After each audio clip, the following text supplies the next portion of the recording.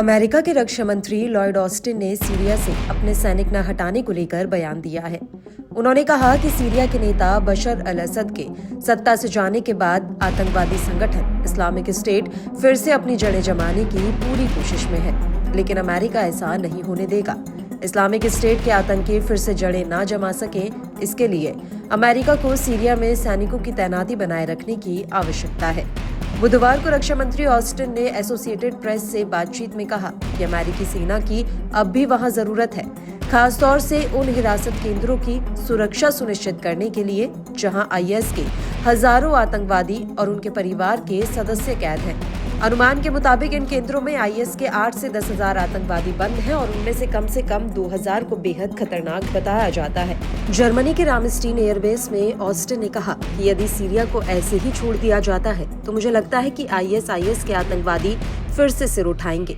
जानकारी दें कि ऑस्टिन लगभग 50 साझेदार देशों के साथ यूक्रेन के वास्ते सैन्य सहायता उपलब्ध कराने के संबंध में चर्चा करने के लिए रामस्टीन एयरबेस में है। उन्होंने कहा कि मुझे लगता है कि आईएस पर शिकंजा कसने के लिए हमें अभी और कदम उठाने की जरूरत है। आईएस से निपटने के लिए अमेरिका के सीरिया में करीब 2000 सैनिक मौजूद हैं।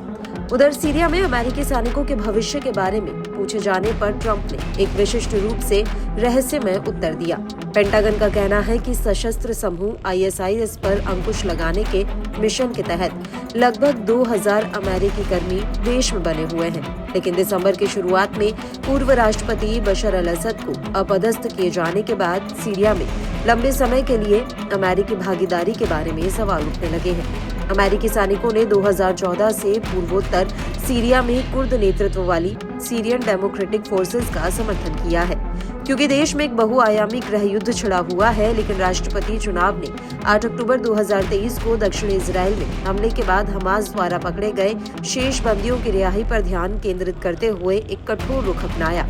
इजराइल का अनुमान है कि हमास की हिरासत में लगभग 100 लोग अभी बचे हुए हैं।